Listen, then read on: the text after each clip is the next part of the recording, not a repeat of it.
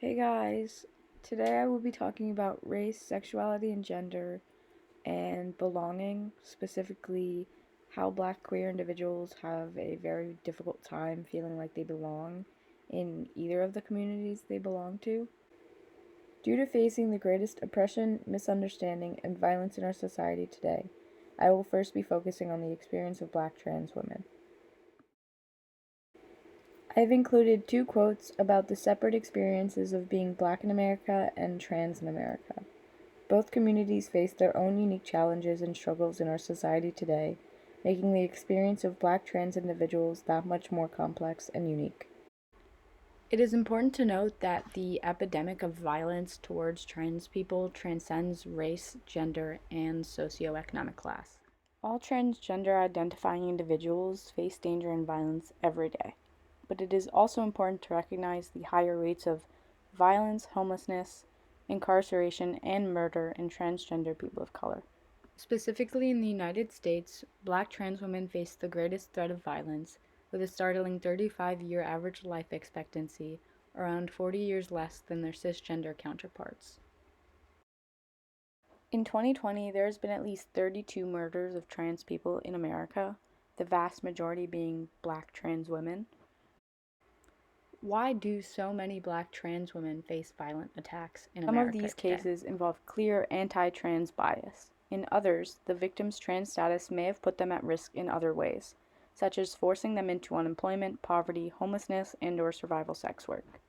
A lot of the violence trans people of color face is from their own communities, an aggression that is bred by toxic masculinity and being raised in a patriarchal culture. Men of color are put under the most pressure by both American culture, their own communities, and each other to be as hyper-masculine as possible and to constantly compete for superior masculinity. There is a lot more shame placed on black men than white men for showing feminine traits, making men of color fear appearing or acting in any manner that could be considered gay. Because of this standard that says to be the most masculine man, you need to be attracted to the most feminine females, many of the men under these pressures will consider an attack on their sexuality as also an attack on their gender and the validity of their manhood. Because of the miseducation and misrepresentation of trans women just being deceptive gay men, in most conservative black communities it is considered gay to be attracted to trans women. So, if a straight black man hits on a trans woman without realizing she is trans, the normalized reaction in many communities is to attack or kill the woman in order to get their respect, manhood, and/or street cred back. Like the gay panic defense, many will plead the trans woman tried to trick them and they attacked out of shock and embarrassment, and it still stands as an effective defense against assaulting or killing a trans person in court. This is done in order to gain their respect, manhood, or street cred back. Like the gay panic defense, many will plead the trans woman tried to trick them and they attacked out of shock and embarrassment, and it still stands as an effective defense against assaulting or killing a trans person in court.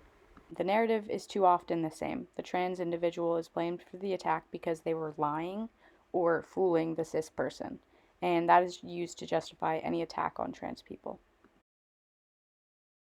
Now, I want to shift gears and talk a little bit about violence and rejection that is both about homosexuality and internalized homophobia within the black community. Religion plays a large role in this community today, which is why a lot of black queer individuals find it difficult to be their out, authentic selves. Pretty much, they're made to choose between community and personal identity. This quote is from the HRC and it reads, "The Black Church, the oldest institution and pillar of the black community, has historically dictated the community's stance on homosexuality. Either you don't talk about it or you condemn it."